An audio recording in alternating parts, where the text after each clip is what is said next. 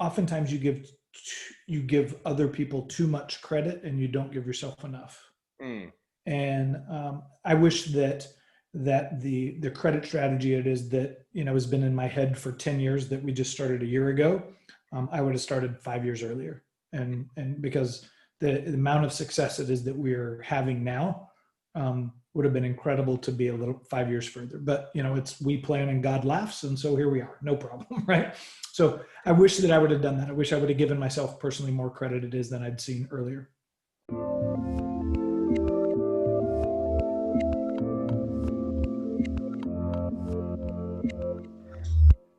Hey everyone, this is Devin Miller here with another episode of the Inventive Journey. I'm your host, Devin Miller, the serial entrepreneur that's grown several businesses to 7- and 8-figure companies, as well as the founder and CEO of Miller IP Law, where we help startups and small businesses with their patents and trademarks.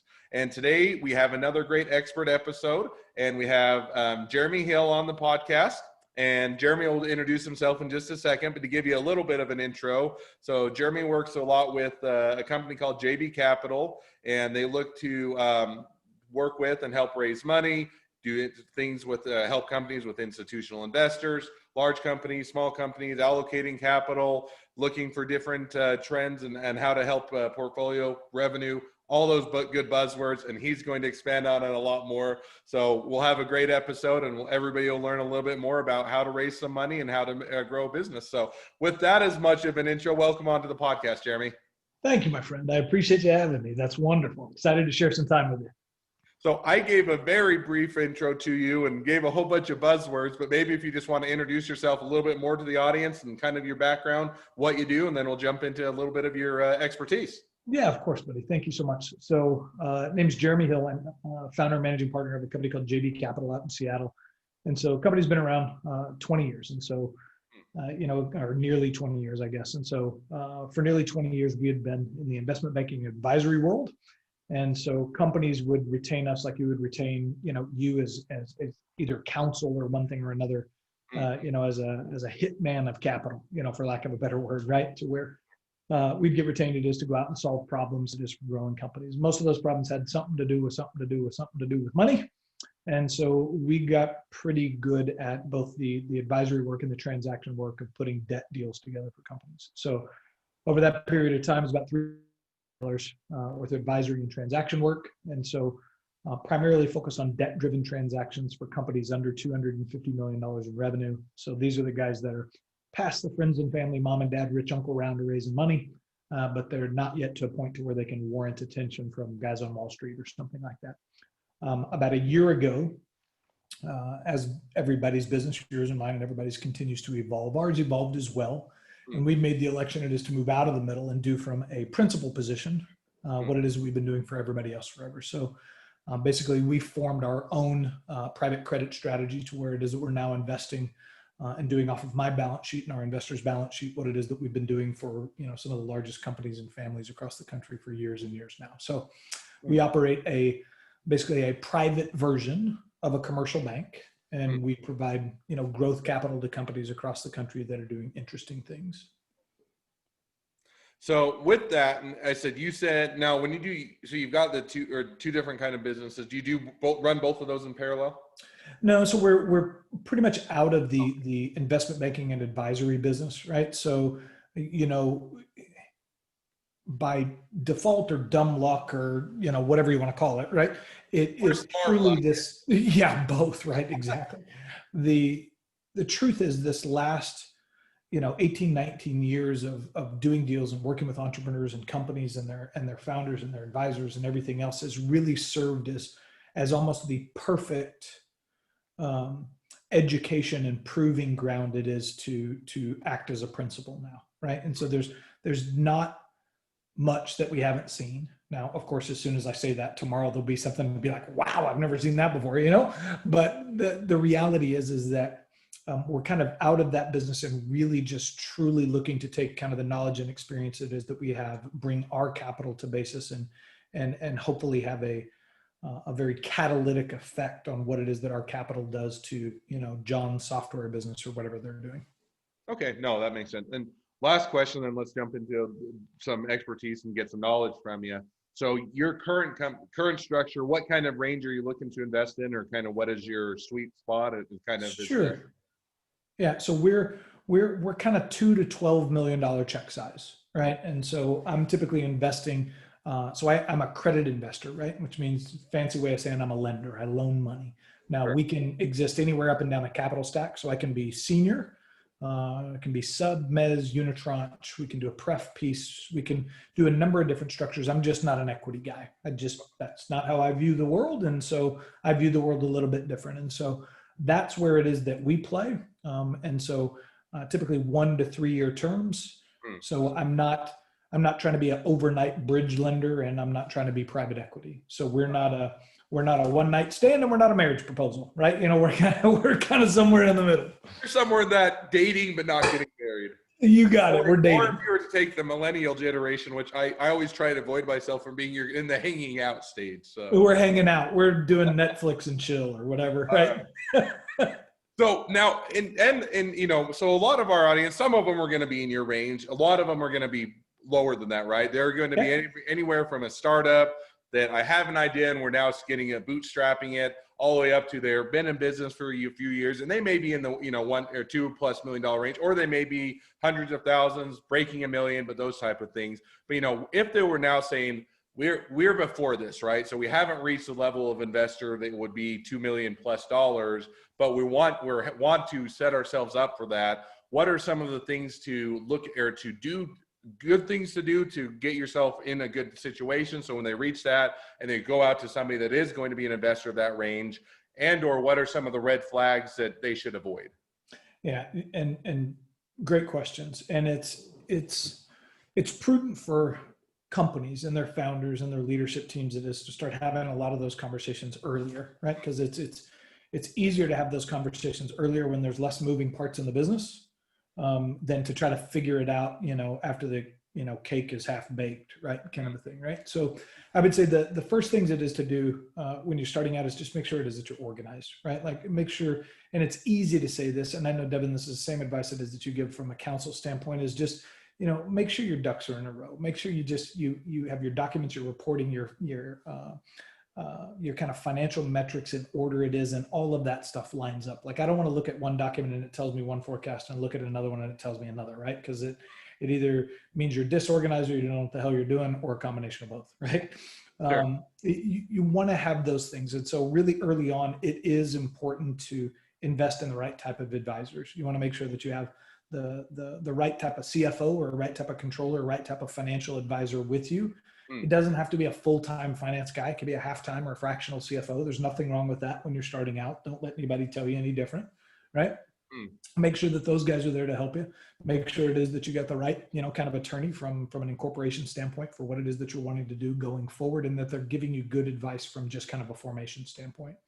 So I'm going to jump in and ask one before, because I feel like, so with that organization, so let's say, because you'll have a lot of startups and small business that absolutely should be organized, and they're not, right? Meaning a lot of times you get to where, hey, I'm on a shoestring budget, or even if you got past the shoestring budget, you're still in that mode, right? We're pinching pennies, or you get founders that really don't love to do the finance, so they don't pay as much of attention. So let's say, I know that you get in that situation, or you have somebody in that situation, and now they're saying we have to go and do cleanup, but we have to go and fix it. We have to do that. Do you have any advice for those type of individuals saying, hey, we need to get ready for investors? We haven't done a good job of bookkeeping. Should they go hire someone? What are your thoughts on that? Does that make sense? Yeah. I mean, again, so if companies are getting ready to go to a stage to where they're going to go out and have money conversations, whatever that money conversation is, whether it's with, the local rich angel investor or even a more professional seasoned investor, the more organized it is that you are, the better you articulate your story, the more, kind of better prepared and organized your financial statements and your accounts and, where it is that you've been spending money, the better it is that that's organized and presented to the investor, that ultimately the better effect and the better conversations it is that you're going to have with those guys. It doesn't, you could have the greatest idea in the whole wide world, but if you're totally scattered, early stage is so much of it is is the idea, but it's also the jockey on the horse, right? You're betting on the ability it is to be able for Joe to execute his idea, right? Everybody's got a great idea in the shower at 2:00 in the morning, right? Cool, who cares? It's the ability to execute on that idea. And so I would say that really before it is that you go out and have meaningful conversations, is you are going to substantially increase your batting average if you've got your shit together, if you're organized, if your ducks are in a row, if your docs are together and your financial statements look good. It doesn't have to be perfect. It doesn't, but it does have to be organized. Okay. And so, and then one last follow-up, and then I'm sure there are a few others we'll hit on. With that, if you're not good at that, do you go and hire the, and I'll call it the finance guy or the CPA or somebody of that nature to come in and help you do that on a temporary basis? I mean, you kind of mentioned, hey, you can do it go hire a part-time person and that.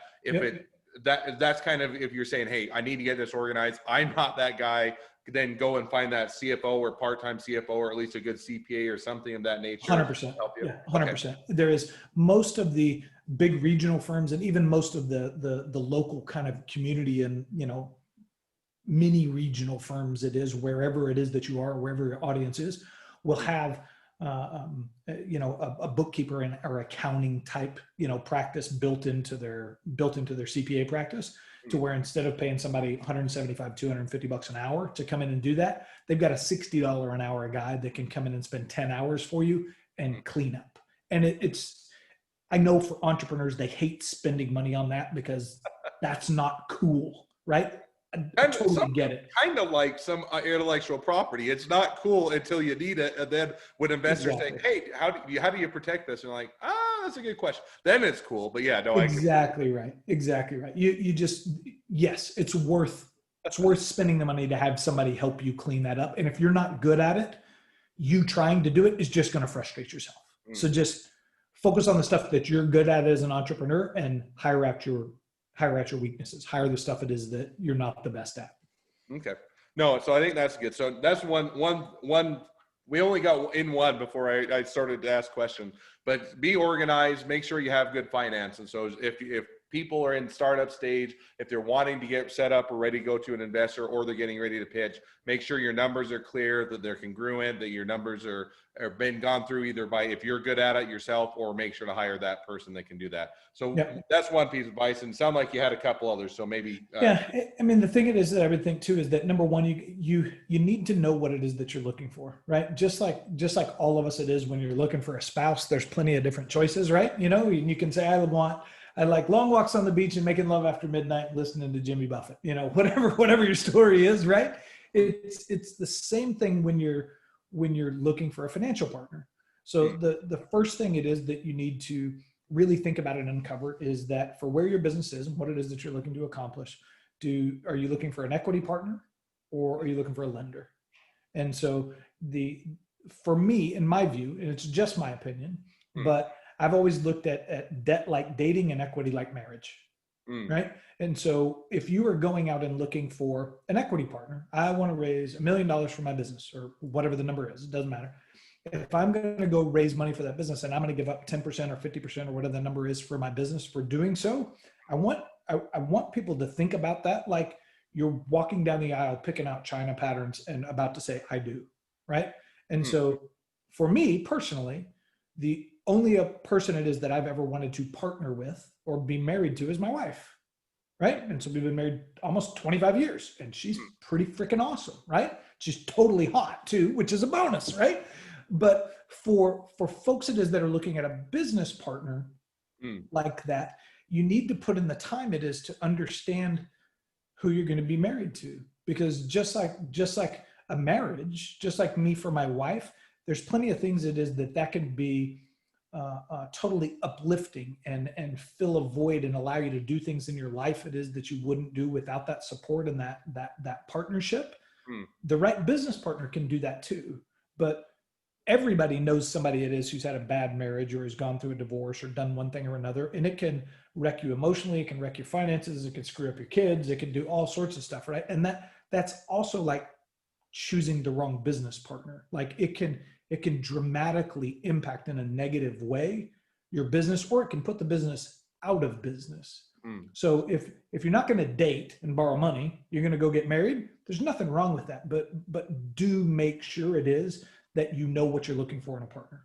So diving into just that a bit more, because I completely agree. And you can have, there's either you can have a great partner that absolutely helps to grow the business, or it can be a crappy partner that you hate and you can't wait to get out and figure out how to dissolve the partnership, right? But if you were to look and say, what, if you get into a small business or a startup, they're saying, all I know is I need money, right? And they're saying, either we have purchase orders that we can't fulfill, so we need to get money, or they're saying, hey, we need to have money in order to actually develop the product, or we have sales and now we're going, but we want to grow and we want to expand, or we need more team members to really ratchet this up, whatever the case is for money.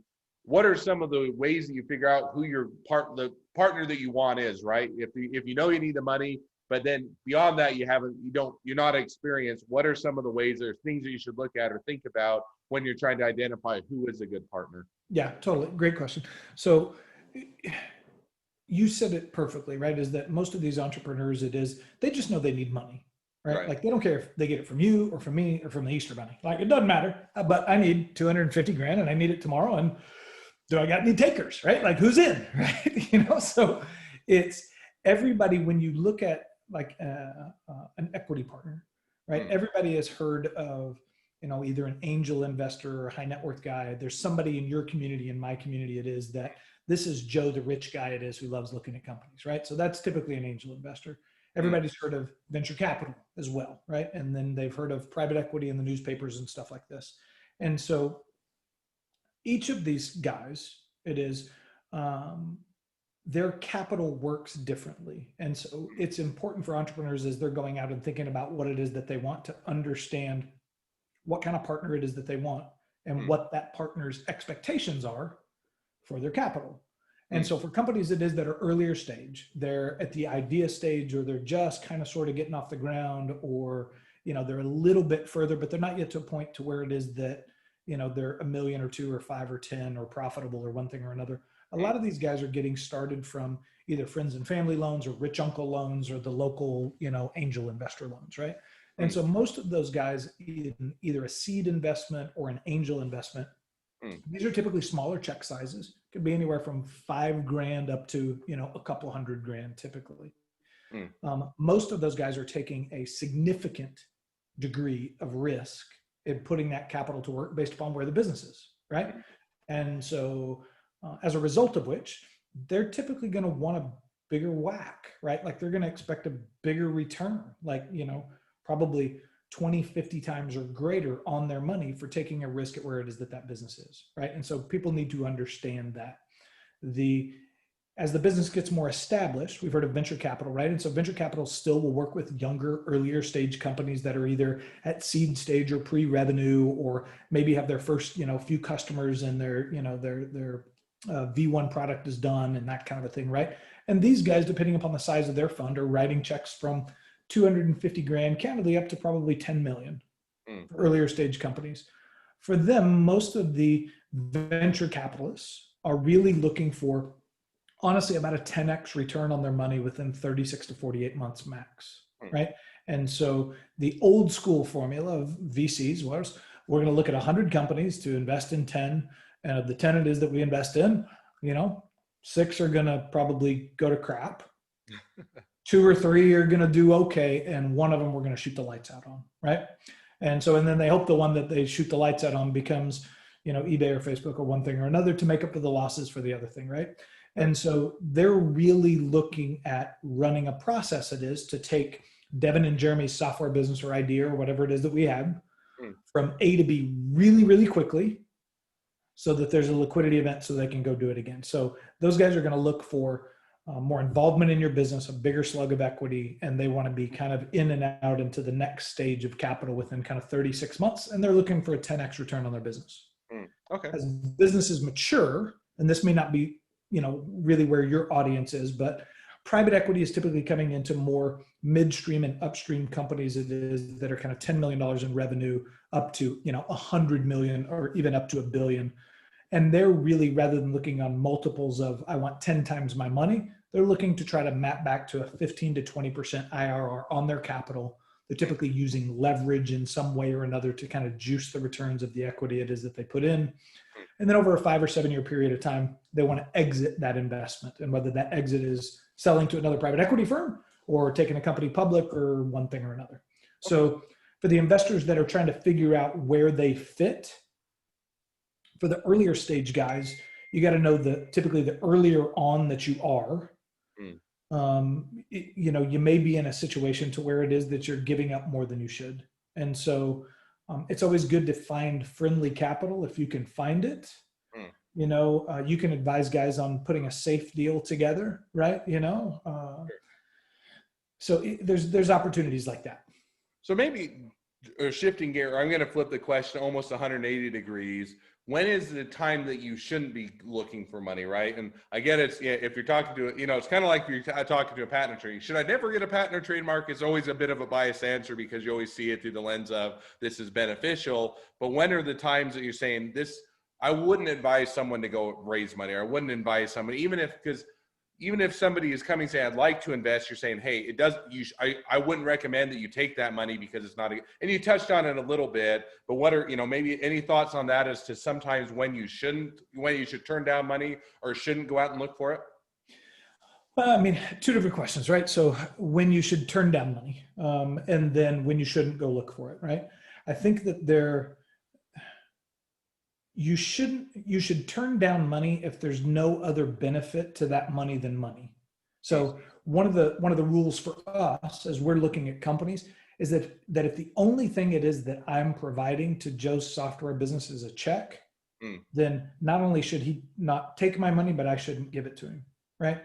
And so for companies as they're early on and kind of building, once they begin the kind of dating process of looking at investors and meeting with people and that kind of thing is great.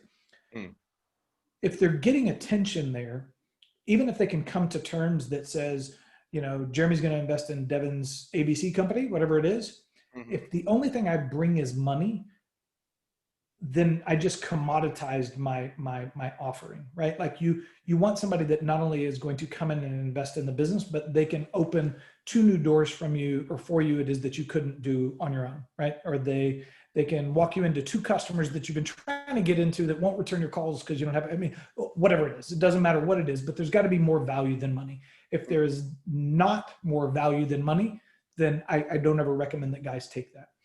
Okay. For companies, when you should or shouldn't look for money, there is an old adage that you and I've probably heard and told 1,000 times is that if you ask for money, you're going to get advice. And if you ask for advice, sometimes you get money. Right. And so it's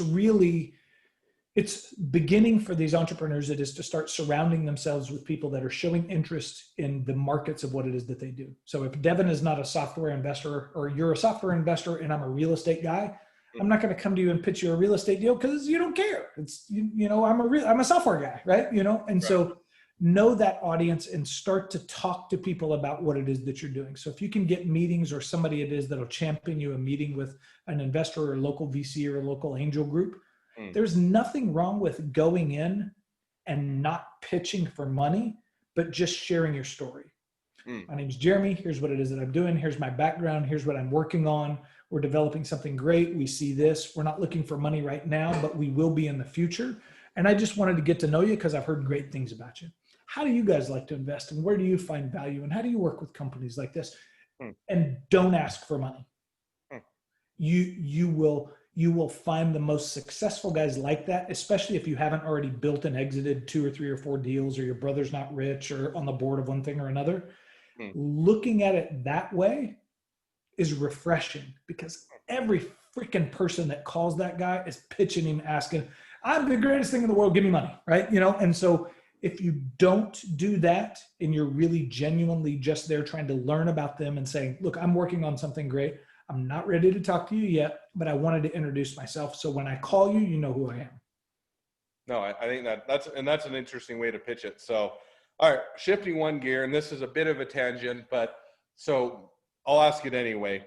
thoughts on Shark Tank is, and I'll give the context of my question, then I'll let you see what you think. Just because that's what everybody sees, that's where everybody's ideas of, hey, I'm going to go on Shark Tank and they're going to give me a whole bunch of money.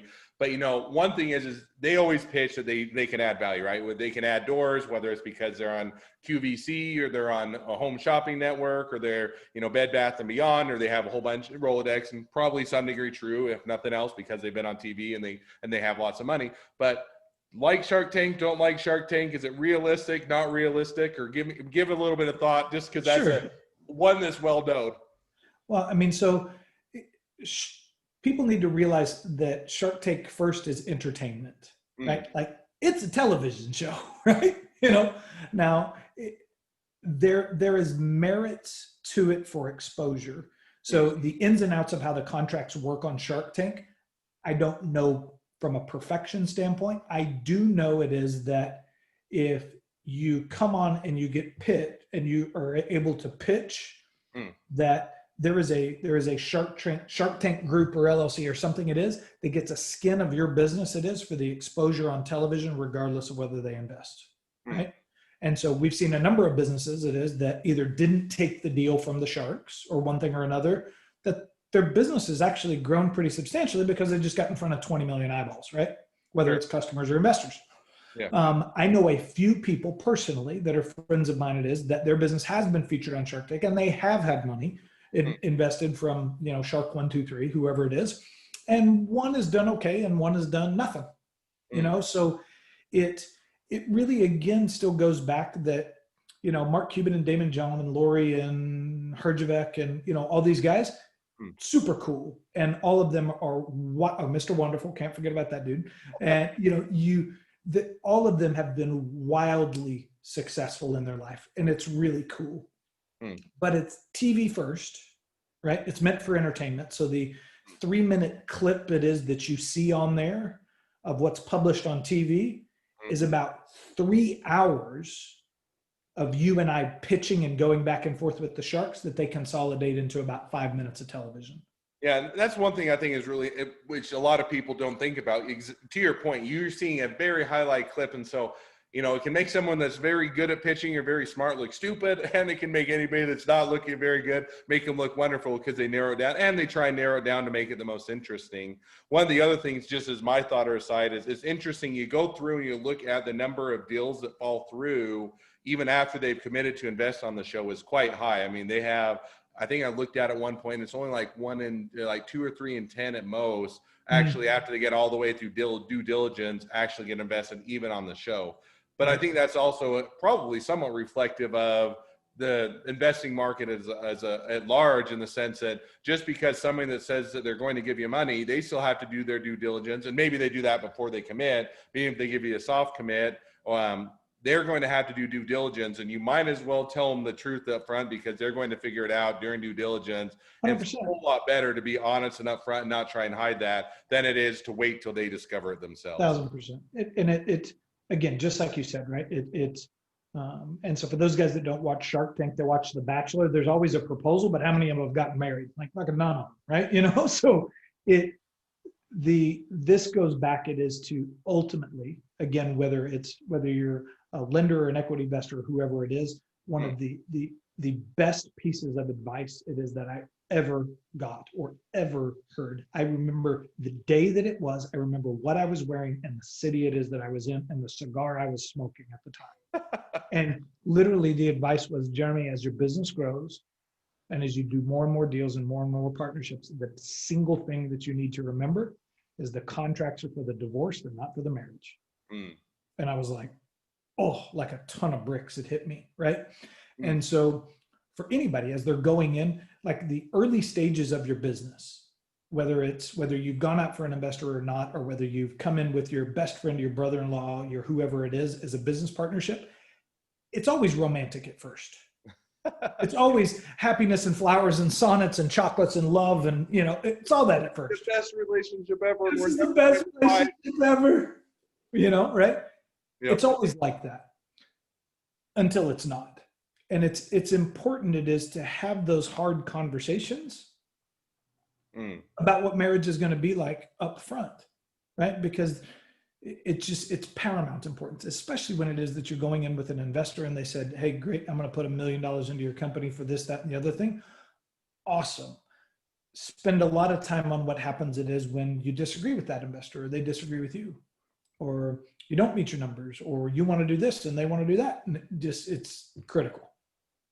Yeah, and I think that's why I think there are a lot of reasons why people hate attorneys, but that's why a lot of times they always dread getting attorneys involved, because attorneys, you're almost trained to think of worst case scenarios, right? What if this happens? Like, well, that will never happen. You're like, yeah, but if it does happen, it's our job to guard against you. And so, and it's a fine line on the attorney side of, you don't want to always be known as a deal killer, or the person that always comes in and wrecks a good, otherwise a good relationship because you point out all the possibilities. And so there is that balance. But I think, to your point, the agreements, and that's why you're setting up. It's not if everything goes well, nobody even pulls out the agreement and worries about it. It's only when things start to go crappy, or start to go downhill, and people are thinking, now how do I get my money back, or how do I get the equity back, or anything of the above, and then they pull out the agreement and say, what are my options? So I think that's totally. It's legal insurance, right? It's like life insurance, car insurance, or anything. It's a pain in the butt until you get in a wreck, right? It sucks until somebody dies, right? So it's the same thing there. Yeah. So as we wrap up, and there are so many more things I think it'd be fun to talk about that we just never have time. But so I got one more question, and I guess I'll jump to what I normally do. You just answer. Normally on a podcast, I ask 2 questions. And the one I always ask is, what is the one piece of advice that you give to start up a small business? I think you just gave that. I'll ask the second other question I always ask, but I'll broaden it out a bit because you work with a lot of different businesses and invest and whatnot. What is the worst business decision either you've made or that you've seen another business make? Oh man, how much more time do we have? I think for myself personally, one of the not worst decisions, but one of the decisions I wish that I would have changed is 2 things. Is number one, I wish that I would have moved from banker to principal sooner. And I think that for myself, because I'm human, just like you and everybody listening, is that oftentimes you give other people too much credit and you don't give yourself enough. And I wish that the credit strategy it is that has been in my head for 10 years that we just started a year ago, I would have started 5 years earlier. And because the amount of success it is that we're having now would have been incredible to be a little 5 years further. But it's we plan and God laughs, and so here we are, no problem, right? So I wish that I would have done that. I wish I would have given myself personally more credit it is than I'd seen earlier. No, and I think that has expansive reach, right? In the sense that a lot of times, now this is broadening out to a little bit beyond what you said, but you always are, as an example, a lot of times as a business, you always are looking for that guy, right? And usually it's a marketing or sales guy. If we just get the right marketing and sales guy, we'll take off. We'll go to the moon, and that's the one guy. And yet, too often, I think, almost to your point, people don't give themselves enough credit. Most of the time, the best person that can sell the business is the CEO, is the founder. They're the ones that are most excited, know it the best, and can do the best job. And so I think, to your point, whatever the circumstance is, give yourself more credit and have more faith in yourself is a great takeaway from that. Yeah. Well, as we wrap up, so people want to now pitch you for investing. They want to just and I don't know if that's what you want, but whether or not they're looking for investor, they want to get advice, they want to understand what are the red flags, are they ready, get connections with you, or just connect up to you in general. Any or all of the above, whichever you want to do. What is the best way to reach out or connect with you?